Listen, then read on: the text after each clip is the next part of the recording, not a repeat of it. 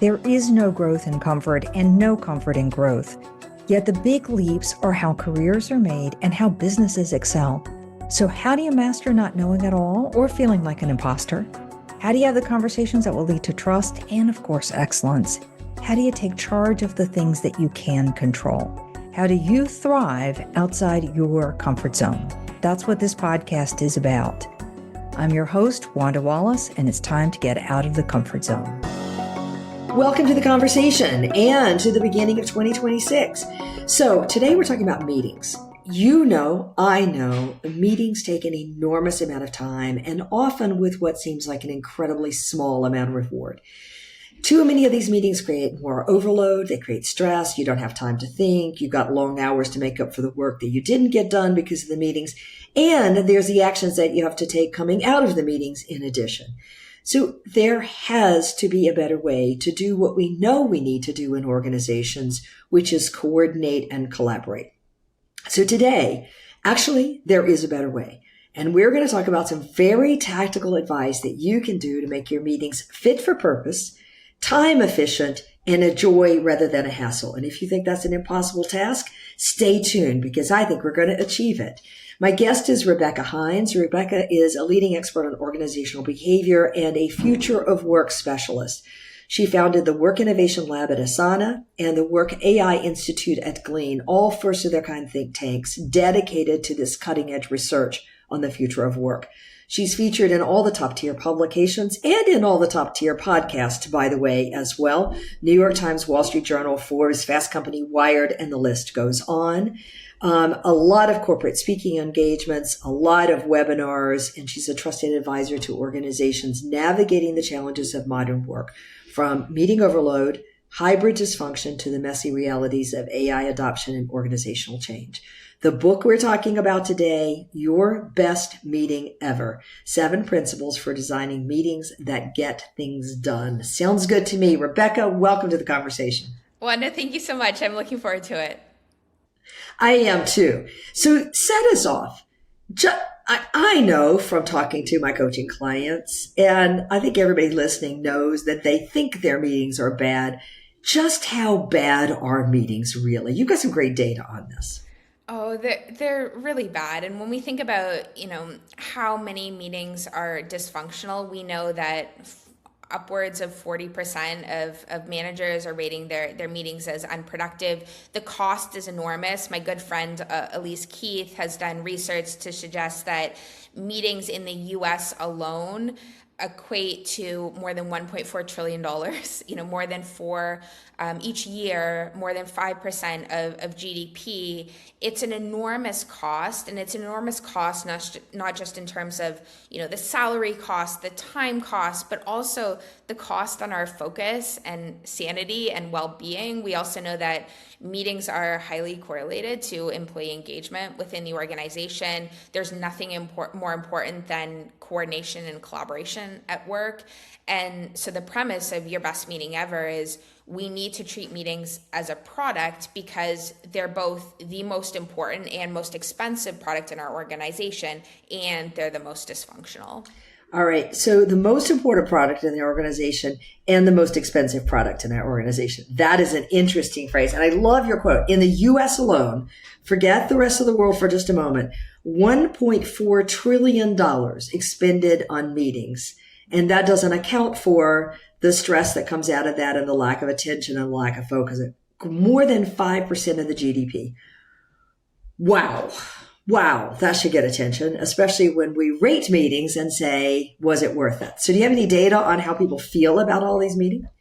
It should. And, when we think about the juxtaposition too, in terms of as organizations, as leaders, we tend to be quite data oriented. We certainly, for any other business process, we measure everything down to the decimal point. And yet for some reason, and there are lots of reasons, we close our eyes, we cross our fingers, and we surrender to bad meetings. And so often when I go into organizations, it's about 50% of meetings that employees are rating as dysfunctional.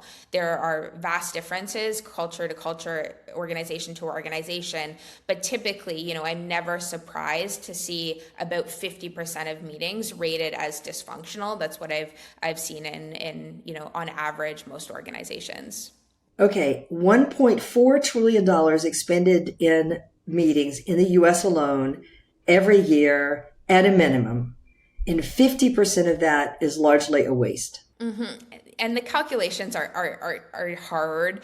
But yes, and when we think about the cost of employee time, it's massive in our organizations. We spend, meetings are the activity we spend most of our time on, and yet consistently they're, funneling into this activity that's unproductive, such that we know also the time we spend in unproductive meetings has increased significantly through the pandemic.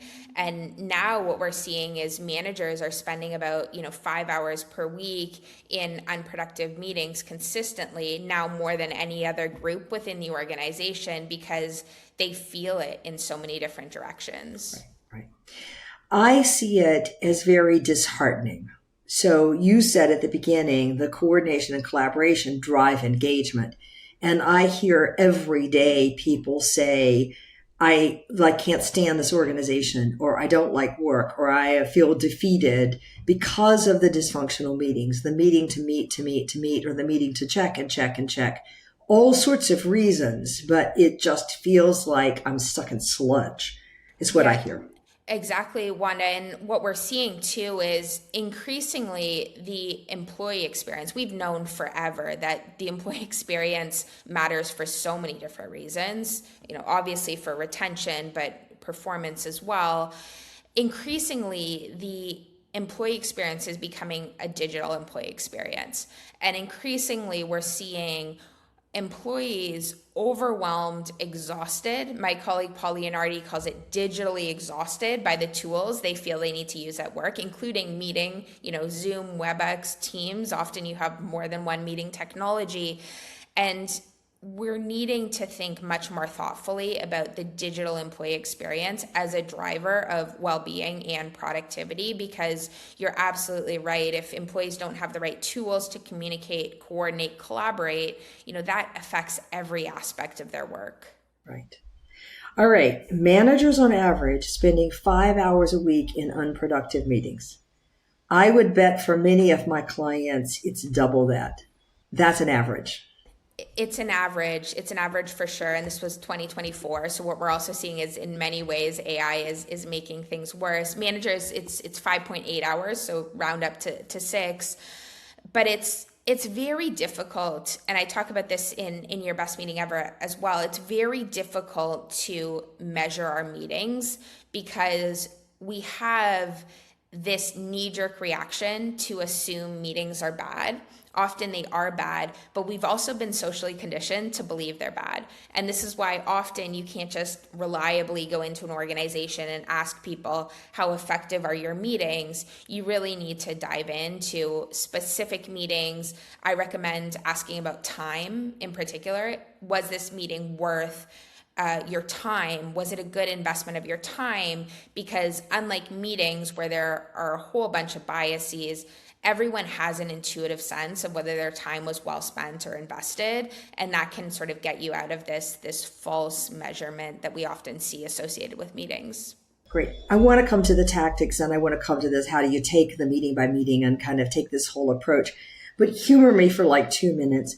Why has this gotten so bad? What on earth has caused because it feels like it went from one, which was mediocre, to horrendous. Why? Mm-hmm. There are so many reasons. I think it boils down to 2 fundamental reasons. So one is when we think about collaboration in our organizations, collaboration is quite invisible, right? It's very hard to end a workday and know who you've collaborated with, how often, whether it was effective. It happens through so many different people, places, processes, technology. Meetings are highly visible, right? We can often have visibility into people's calendars. We can see them in the meeting room. We often see the Zoom screen. And because of that, we as humans, we associate visibility with value. We associate presence with productivity. And so what we start to see in organizations is people start to associate a packed calendar with importance. There's nothing, that signals you're more important than everyone else than having a double booked meeting, for example. And so because of that, often there's a significant lack of clarity in terms of organizations. If you ask employees, what are you responsible for? What are our company goals? Very few employees can make that assessment with any degree of confidence. Meetings are a way to do something performatively in a way that signals you've been productive. Regardless of anything happening in the meeting, at least you've sat in the meeting, you have it on your calendar as proof, it signals productivity. And so when there is that lack of uncertainty, when there's uncertainty, meetings become a reliable way to demonstrate you've done something. And so that's one of the reasons. The other big one is there are these weird psychological pressures associated with meetings, such that when someone schedules a meeting on our calendar, we feel a need to reciprocate. We feel a need to accept. If we think about the words, it's a meeting invitation. We accept it or we reject it. Those are very socially loaded words where we start to feel like canceling a meeting is not just canceling the meeting. We're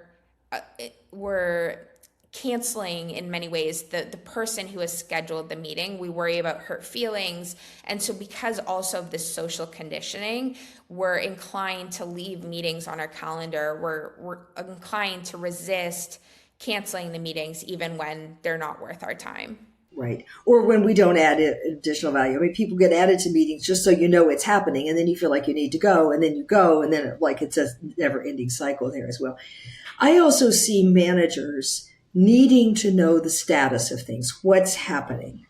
And so the fastest way to get a status update is to coordinate a meeting. And you tend to throw everybody in that so everybody is informed. It seems like a coordination effort. But you don't stop to say, what's the cost of this? Is it the most efficient? Is there a better system, a better process that gives the manager what they legitimately need to know? All right, fair enough. All right, let's dig into how, because it's too important. You got my attention. I want to know how. So you advocate this whole systems approach. What do you mean, and what does that actually look like? And this is a really important component of how we think about meetings. Is just as we would think about a product. Apple is the classic example where our Mac works with our iPhone, works with our AirPods. Everything is connected. The same should be true with our meetings. And what I find is often in organizations, meetings are blamed for everything that's wrong with work. Usually they're a symptom of a bigger problem, and that is a broken communication system. And so the first thing you should have as an organization is clarity for employees. Every employee should be able to say what deserves to be a meeting in this organization versus what deserves to flow through Slack versus an email. It's such a simple activity, and I encourage folks to do it. Ask 4 of your employees, what deserves to be a meeting in this organization? You shouldn't get more than one different answer.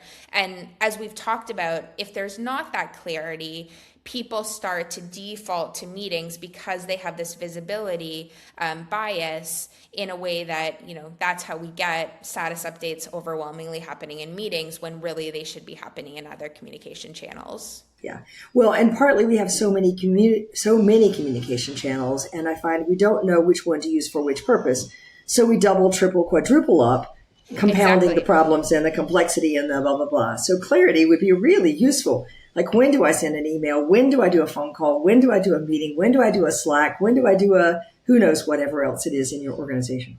Exactly. And we saw this through the pandemic, right? We had more digital tools than ever before. What employees didn't have clarity in terms of what actually are we using these tools for? And when communication lives in 5 different places, it lives nowhere, and meetings become that reliable way, the highly inefficient but reliable way to, figure out what's happening and how to move things forward. Fair enough. Fair enough. That makes a ton of sense for me. So we need clarity, you said, Rebecca. Clarity on what deserves a meeting, what deserves slack, wherever. Do you have advice on how to get that kind of clarity? Yes, and it starts with the meeting, right? The most critical part of all of this is what actually deserves to be a meeting. So I like to use a test I call the 4D CEO test. So it's a two-part test to decide whether you actually need that meeting. So the first test is the 4D test. A meeting should only exist if the purpose is to decide, debate, discuss, or develop yourself or your team. Even if a meeting passes that 4D test, it still needs to pass the second CEO test. Is a meeting complex? So that's the C. Is there enough unknowns? Is there enough ambiguity where it is going to be most efficient to bring everyone together synchronously in a meeting? E, is it emotionally intense? So are you needing to display emotions, read emotions? Are you trying to persuade someone, give them tough feedback? In these cases, it's not just about facts, it's about feeling, showing up with your human empathy, reading body language, very important. Or is it a O, decision? Is it a one-way door decision? This comes from Amazon. One-way door decisions are decisions where once you walk through the door, it's very difficult, if not impossible, to walk back the other way. In those cases, the cost of misalignment is too high not to get everyone in a room for 15 minutes in a line. So when we think about status updates, right, status updates are essentially information exchange. They don't even pass the first 4D test. Boss briefings are another one I see all the time, doesn't pass the 4D test. Even something like brainstorming doesn't necessarily pass the test. And this rule helps us become much more disciplined about using meetings as a last resort, a very important last resort, but one that is not intended to be a catch-all for everything. Okay. All right. I'm coming back to the two comments you said. Brainstorming doesn't qualify. Interesting. And two, status updates, information exchange don't qualify. I'm coming back to that one. But to repeat, you said, first, it needs to pass the 4D test, which is we either need to be deciding, debating, discussing, or developing. And developing could be an idea or a person or a skill. So all of those are reasons to meet. And then, in addition, it needs to be complex, meaning there's a good bit of ambiguity. E, it needs to be emotional so that we have to deal with not just the facts, but also how people are feeling about it. And O, it needs to be a decision that is a one-way door, meaning it is hard to wind back from it or regroup from it once we've made that decision. So the cost then of alignment is worthwhile. I like those tests. Mm-hmm. And so do you advocate? Yeah. The CEO test, it's one of those three. So it should be passing the CE or the O. Okay. Or multiple. Three. Mm-hmm. Okay. All right. And the first four are also the same thing. All right. So now talk to me about what to do then with status updates, information exchange. I mean, there are tons of meetings that are often a thing called a Monday morning meeting where a whole bunch of people get together and it's a sort of, what are you planning? What do you got on your plate? What's happening? Where do you need help? Blah, blah, blah. What do we do with those kind of meetings if we're not meeting? So those, unless they pass, and sometimes they do pass, you have a blocker on your plate, you can't move forward without, it's a complex project, you need that manager weighing in or your colleague weighing in. But often status updates, the agendas are repeated from the last status update, it's information exchange, that should all be happening asynchronously. So organizations, can use Slack, some use email, some use, ideally it's a work management software. I spent many years working at Asana where, the more you're able to see who's responsible for what the deadlines are, what are the dependencies, that enables you to conduct status updates much more quickly. But that should all be happening asynchronously. And, now AI, one of the best use cases for AI is to help you with those status updates such that you're no longer also needing to spend as much time on the Monday or the Friday creating the status update. There's old technology, old processes, rather, I should say, that precede Asana. And Asana has now picked this up. So have other practices. But just that basic, get in the habit of a Friday afternoon sending a checklist. Here's where I got to. Here's what's up next. Here's what I'm blocked on. And if that goes in some sort of group discussion format, so it's not a string of weird emails, it's a very quick scan to know what I need to know from my colleagues way more efficiently than getting a bunch of people in a meeting Exactly. all at one time.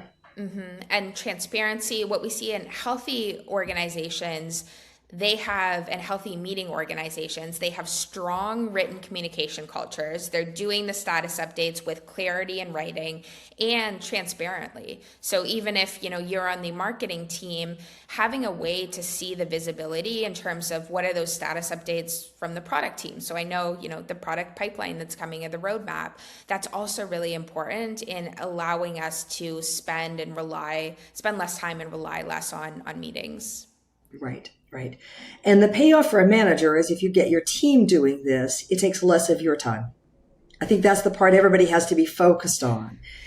Yes. And I think even more important, it enables you as a manager to spend that meeting time. We know that nothing is more important, and there's quite a bit of research to suggest this as well. There's nothing more important than that one-on-one meeting between the direct report and the manager. Spend more of that time on the human aspects, the complexities, the roadblocks, the things that absolutely need your experience, judgment, and camaraderie as a manager and leader. Okay, so repeat. 4 Ds: decide, debate, discuss, develop, or don't meet.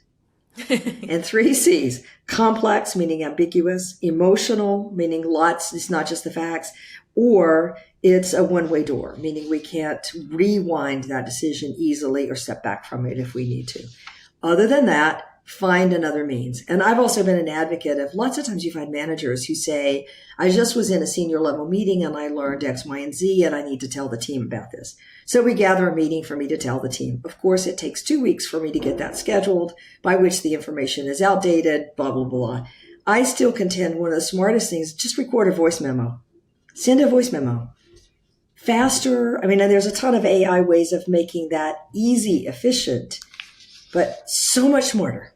Yeah. Or, if you're in an organization where meetings are recorded by default, send the full recording. And that way employees can, rewind the parts that really do matter, fast forward, watch it 3 times speed, and they're not requiring to be in a meeting. One of my coaching clients says that there's a particular senior leader that she meets with that has 1,001 ideas. And with permission from that senior leader, she puts the phone down and presses record. Nobody in the room needs to know that's what's happening, but that is what she does. And then she turns that into an AI generated summary, which is both helpful for her team, and helpful for everybody else who was in that meeting, by the way. What a great use. Not perfect, but much better than where we were before. And consent is really important as well. We want to make sure that when we're recording, we're clear on, what folks have consented to. There's nothing more frustrating or legally compromising than not doing that. But absolutely, the more we can record and people are bought into the purpose of that, the more we're going to be able to use fewer meetings. Use fewer meetings. Okay. All right, so we've got this holistic approach. Now, I got to come back to one you said, brainstorming doesn't qualify. Why not? So the research here is overwhelming in terms of, we often think that brainstorming should happen in a live setting. We picture the whiteboard, we picture the sticky notes flying around. The research is overwhelming. People brainstorm more ideas and more original ones when they do so independently rather than in a group setting. And a big reason for that is groupthink, right? As soon as someone says something in the meeting, especially if it's a powerful person or person who has more status and power than us in an organization, we start to subconsciously or sometimes fully consciously orienting our contributions around that contribution of the more powerful person.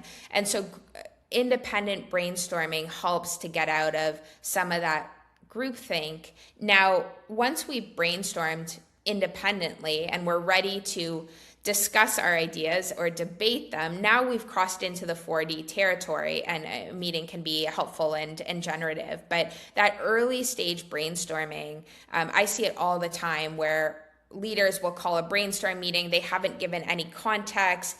People, have nowhere to start. They're trying to performatively share ideas that they know aren't that good, and you're all of a sudden biased by whoever. Often the leader comes in with their own agenda and wanting to lead the conversation in a certain direction, and it's not a good outcome if you're strictly talking about brainstorming and idea generation. Right. I find that there's some value in playing off of each other's ideas, but I also find that is better done asynchronously than in a meeting, because I can read the ideas and go, oh, wait, that sparks blah, blah, blah, blah. And I'm not influenced by the power positions or anything else in the room. I've got time and I can do it in my own way. If I'm a more introverted thinker, I need space for that. Mm-hmm. And we see this especially with different learning styles and contribution styles and personalities, where giving everyone a level playing field. Of course, there are, some very powerful, important use cases for that spontaneous dynamic in communication, but we're thinking brainstorming and brainstorming with a purpose. Often you want much of that to happen asynchronously. Right. I can see that one. I see that one really, really well. Okay. So we've got this holistic systematic approach, which starts with understanding what deserves a meeting and what other communication channels do we use and how we do it. And we've got our 4D CEO test. So we know, does it meet the quality for having a meeting? Okay. Now I go through my calendar and I figure out that 65% of the meetings that I have on my calendar don't seem to meet the quality to me. What do I do now? So there are a few different tactics. My favorite strategy, and one that I just consistently see surpass others, is what I call a meeting doomsday. So if you know your calendar is a mess, half your meetings are dysfunctional, unproductive, probably it's more than that. Probably it's more than what you think. Clearing the slate, and this is especially valuable at the start of a year, clearing the slate and starting fresh, rebuilding your calendar. So a meeting doomsday is essentially a 48-hour cleanse. You delete your recurring meetings for 48 hours and then re-add meetings back to your calendar, but every meeting needs to earn its way back. The meetings that are no longer valuable, they stay off the calendar. And the meetings that have some value, they're redesigned to be most valuable. So in terms of shortening the length, removing some attendees, now removing the AI note takers that have started to replace the humans, the agenda items, the cadence of the meeting, thinking about across those 4 dimensions in particular, how can we redesign, rewire the meetings that have some value but still can be improved? Okay. All right. So I do a 48-hour cleanse, meaning every standing meeting on my calendar is gone. Presumably people don't need to put in a bunch of ad hoc meetings to fill in the gap. We're just going to have a 48-hour blank, and then meetings earn their way back in. All right. So somebody sends me a meeting invitation and I need to get out of my psyche that says I need to be kind, nice, and accept. And I would ask for clarification or why or challenge, or what do I do? Yes, and ideally this is done at a team level for sure. It's not going to be incredibly productive if it's an individual, because our meetings are interdependent on other people.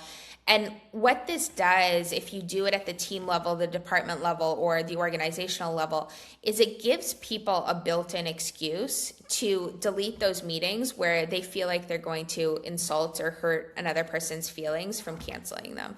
And so it can be enormously productive. And I've seen this, time and time again, where you're able to use the doomsday as an excuse to cancel that meeting that is unproductive. And if everyone's on the level playing field, you're able to do that collectively. Right. And then we're going to spend some time, obviously it takes time, to decide what needs to go back in and why, and then how to structure it. But that time is well spent as opposed to the hours that we're investing in meetings. Okay. Let's talk about the redesign for a minute. So you said several things to consider: shorten the length of time, number of people, the agenda, the cadence. Talk to me about what are the kind of questions we should be asking as we redesign. So if we take length, for example, we know that meetings suffer from what's called Parkinson's law, meaning time will expand to fill the time allotted. So if we give a meeting 30 minutes, it's probably going to take 30 minutes. A good gut check is take a look at your calendar and look at how many meetings are either 30 minutes or 60 minutes. And if it's the vast majority or all of them, it's a sign you haven't intentionally designed the meeting for the purpose and the objectives. And so often I'll encourage organizations, employees to start by cutting the meeting in half. My colleagues, Bob Sutton and Leidy Klotz, call this the rule of halves, right? Take that 30-minute meeting, shorten it to 15 minutes. You might cut too deep, but that's the only real way we are able to make a good judgment in terms of what's actually worth it and what's just the dead weight. There are lots of other strategies. Standing up in meetings, we know that standing meetings can run about 25% shorter than sitting down ones. We also know that unconventional meeting lengths can be very effective. I studied an individual who ran 27-minute meetings because that starts to jolt people out of autopilot. They start to think, oh, wow, this meeting has been intentionally designed. Why is it 27 minutes and not 26 or 28 minutes? And people start to take the meeting more seriously. And so it's always a toolkit depending on what your specific situation is, but thinking about length as one mechanism, whether it's trying to cut by 3 minutes or cut in half, can be one way to contribute to a more effective meeting culture and calendar. All right. To make that work, though, that means that I have to be really clear what we're meeting about. Mm-hmm. Yes. Which means I have to have a focused content. And that also means we're not having somebody presenting in advance, because that's information exchange. It's not your 4D test. Exactly. Okay. And the agenda is very important in this redesign as well. What's fascinating, Wanda, about agendas, and this is research that my good colleague Stephen Rogelberg has done, there's actually no concrete evidence to show that having an agenda improves the effectiveness of our meeting. And that is because it's not just about having the agenda. And often what we see is agendas are used in this very performative way where we think that just having an agenda is going to check the box. It makes us look prepared, productive. That's often not the case because agenda items are just this laundry list of topics that we want to get through. And so thinking about strategically, we know that the first item on an agenda matters a lot. It's disproportionately going to take the most time. We know that if there's a trivial item on the agenda, that's disproportionately going to take more time as well. And so, don't put the weekend update, on the agenda. Don't put the discuss the font size on the agenda. Think about what are those high stakes topics we need to include. And then my favorite strategy is every agenda item should be framed as a combination of a verb and a noun. And what that does is the verb encourages you to think about what is that action, what is that verb that we need to be achieving in the meeting. So instead of saying something like, or including something like budget discussion or team discussion, convert it to something like approve the Q3 budget or finalize something where you're being specific in terms of what actually needs to be done. And that does a couple things. Most importantly, it ensures that you're meeting intentionally to move work forward and get things done. It eliminates that meandering and detouring that often happens in meetings, and it allows you to understand when you can move on to the next agenda item. And so, again, you remove some of that bias in terms of over-indexing on the first agenda item. All right, I have two comments about this one. One, if I'm putting a verb in, presumably I'm putting one of the 4 Ds or a synonym: decide, discuss, debate, or develop, okay? Because if that's not there, then it's not an agenda item meeting. All right, two. Number 2, when I work with teams and for the purposes of getting them to have better debate, so debate where we disagree, where there is emotion at stake, where we're really talking about the stuff that matters, The most effective technique I ever teach them to use is to frame the question in advance so that it's not just the topic, it's the question we want to debate. Like, do we invest in a further Asian office or not? Or how does everybody feel about the growth of this product? There's the thing there that has real opinions, and that now becomes a verb and a noun. We're going to discuss or debate this topic, and here's the question. But it's the framing of the question that makes the discussion effective. I think that's brilliant. The other strategy that I think pairs well with this is ensure that everyone knows what you're optimizing for. And that often is what I see, meetings can go down rabbit holes where each person might be correct and be, stating something that's true and helpful. But if you don't know what you're optimizing for, if you don't know, what you're optimizing for in terms of expanding to Asia, are you optimizing for revenue? Are you optimizing for customer experience? Are you optimizing for, a new product launch? You're going to get, into this hole of different perspectives that still are very valid, but you're not going to align on, that clarity in terms of what actually are we trying to achieve and optimize for. Right. Well, and one of the most effective techniques, I'm glad you say that, because one of the most effective techniques, or most important techniques for dealing with conflict within a team is for everybody to state their intention. So what is it I am intending to accomplish in this thing that I'm putting forward? And when I know that, I know what you're optimizing for. And it doesn't make it right or wrong. It just helps me understand where you're coming from. So really useful, very, very useful. Okay, so we've got the length where you've given us some techniques like cut in half, stand up, make it in unconventional time. We've got agenda items. And it's not so much that you have to have an agenda, because sometimes you want an unstructured discussion, and there isn't really an agenda coming out of that. Okay, but I have a very specific reason for meeting that meets my 4D test. And I've got a verb and a noun and maybe a question and maybe an optimization framed around that, so people have more than just the topic sentence. Mm-hmm. And even if they're, you're very right. Not every meeting deserves to have an agenda or should have an agenda. Every attendee should have a clear purpose regardless. And so as we're thinking about the attendees, now both human and AI, each person should have a specific role to play. No two roles should be identical, and they should absolutely all be stakeholders and not just spectators or meeting tourists, as Bain will call them. In terms of that also allows you to become much more disciplined in bringing together the right people who are right to solve the specific task or problem at hand. Yeah.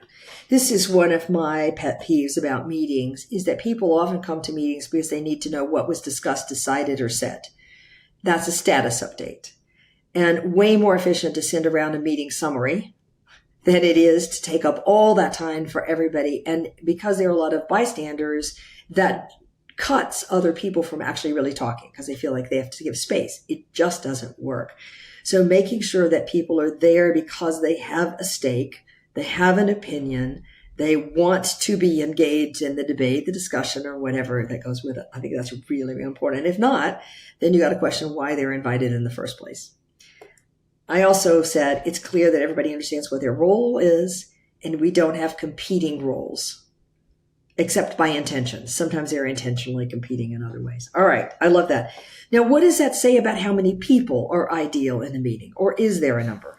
There's no concrete number. In the research, there's quite a bit of alignment in terms of 7 or 8 is the maximum. Very rarely, there are exceptions, but very rarely do you want to have a meeting with more than 7 or 8 people. We start to see multitasking in particular pick up, social loafing, people become less accountable for the outcomes of the meeting. And so you should be thinking about, the fewest number of people that can accomplish the task at hand and preventing against the social loafing and multitasking that tends to happen. Yeah. Stephen Rogelberg has some lovely research on this about how the social loafing starts to happening, or the bystanding, or I'll wait for somebody else to speak first, and all of that stuff that undercuts the 4Ds we need a meeting for at the beginning.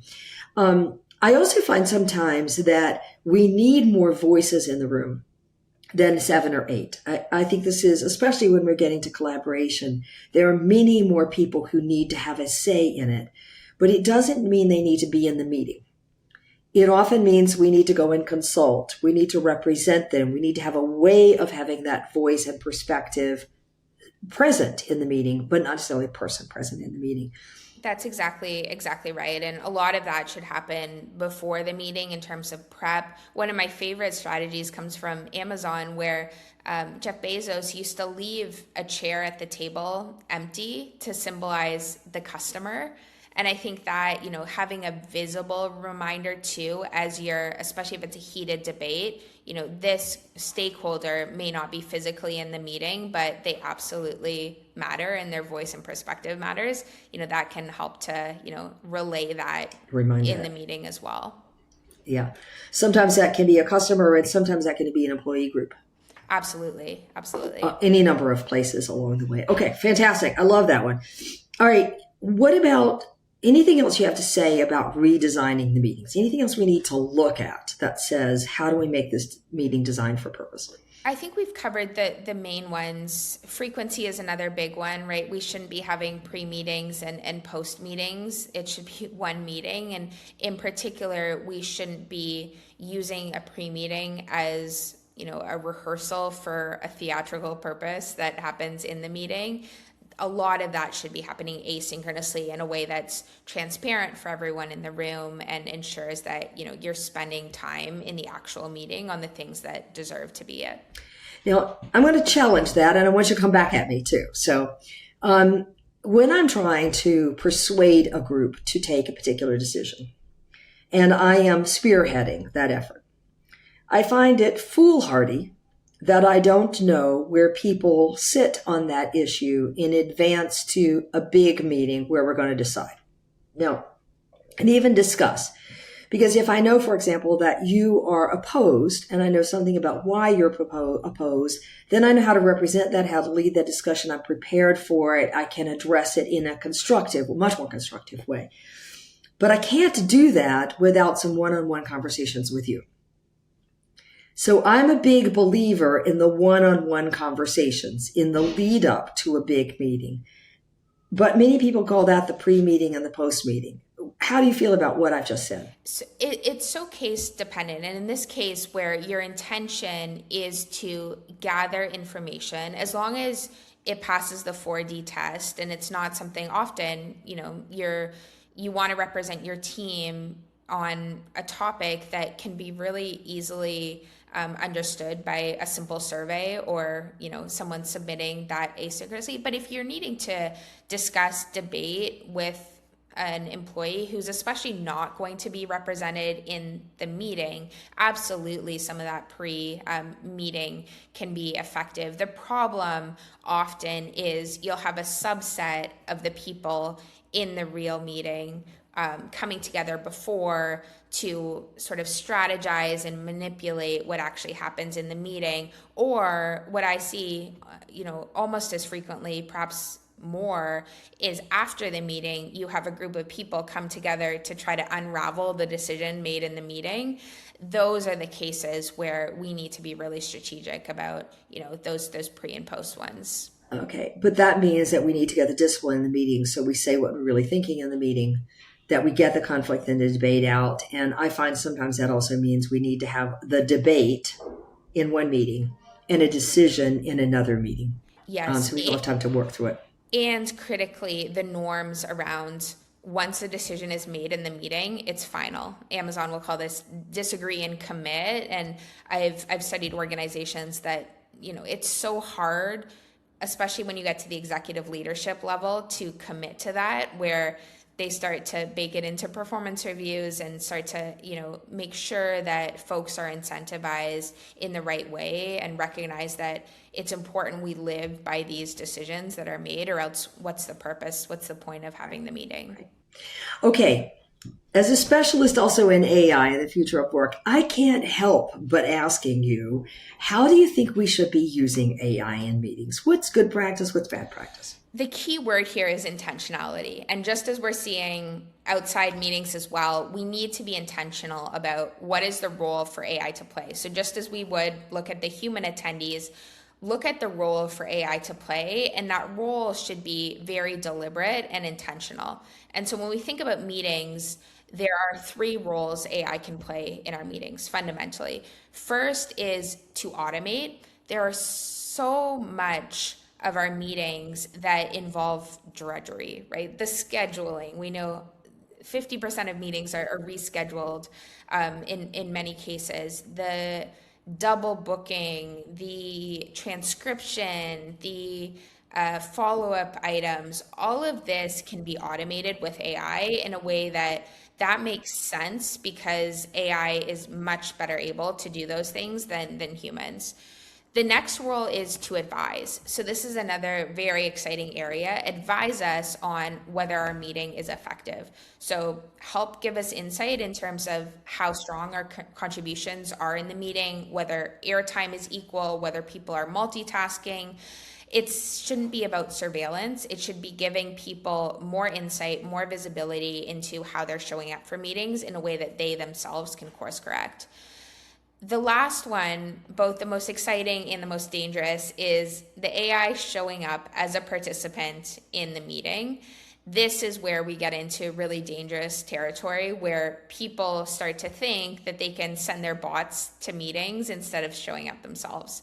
There are very few cases where that makes sense. There are some, but we can also think about other healthy roles for AI to play. One of those is as a devil's advocate. We talked about groupthink before. Having an AI represent the contrarian perspective can be very helpful, or the stakeholder perspective, the customer perspective.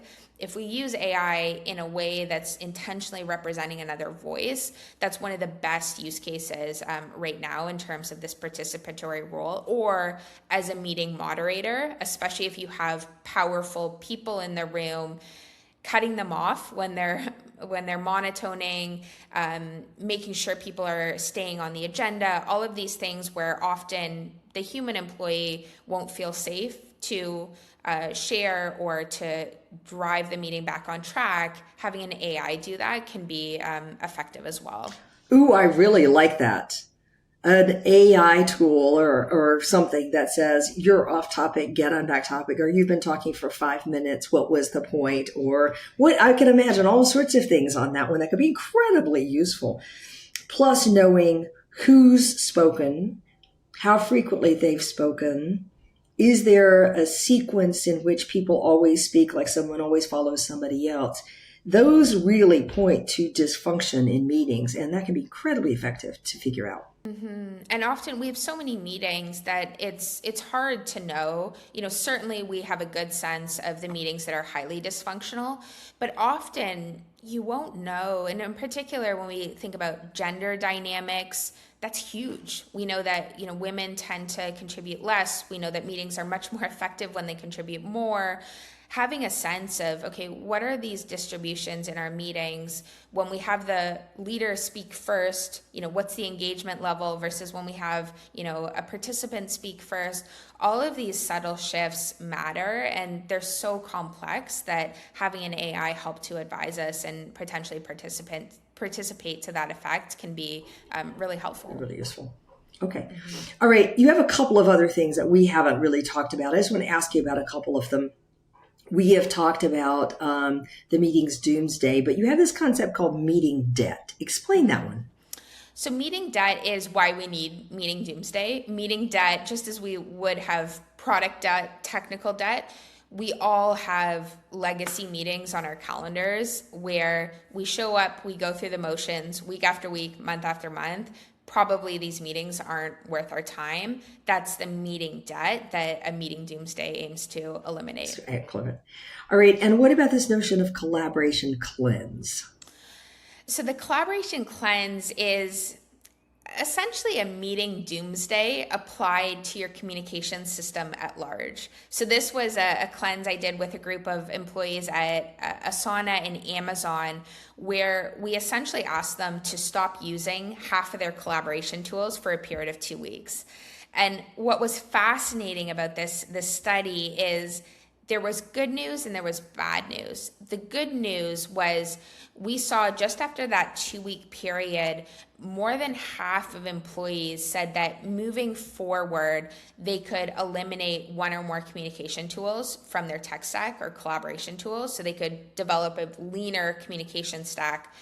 The bad news was we measured something that my colleague Pauline Ardy calls digital exhaustion. We spoke about that. And we saw a digital exhaustion increase through the study.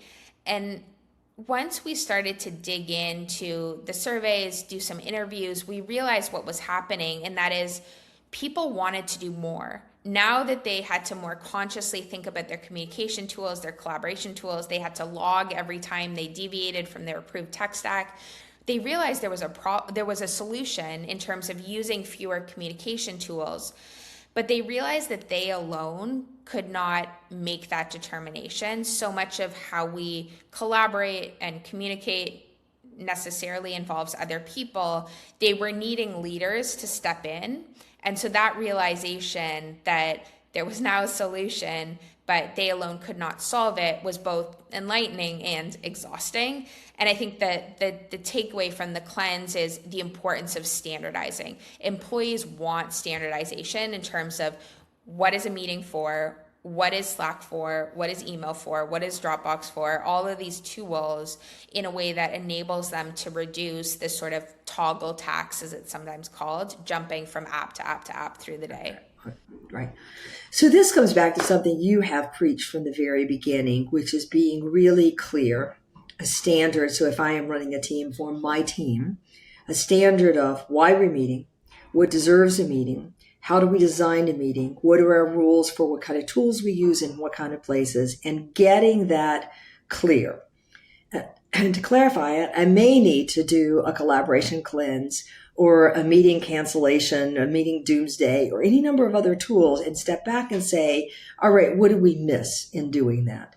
But it's being intentional, starting with the clarity so everybody understands where, and then, of course, adapting with time. I have a feeling that an awful lot of people are going to listen to this and say, oh, please, can we do that? Please, please, can we do that? So do you have any last pieces of advice you think people need to be aware of as they go down this journey? Do it. I think, there are always excuses that can be made. This is hard, doing a doomsday, carving out 48 hours, which is in the grand scheme of things is such a minimal time investment, but it's hard, right? It requires logistics. It requires, uncomfortable conversations. It's always worth it. If you're thinking about doing it intentionally, thinking about a collaboration cleanse, you'll learn something you would have never expected. And at the very minimum, it'll signal to your employees that you care about building a better communication and collaboration culture, and they'll show up in a different way. I love it. Rebecca Hinds, my guest for today. Rebecca, if somebody wanted to reach out to you, where's the best place to find you? So my website is RebeccaHinds.com. My book is on Amazon and all your favorite bookstores. And then I'm also on LinkedIn. Okay. And the book is called Your Best Meeting Ever, 7 Principles for Designing Meetings That Get Things Done. I think we started at the top of this conversation to say that meetings can be fit for purpose.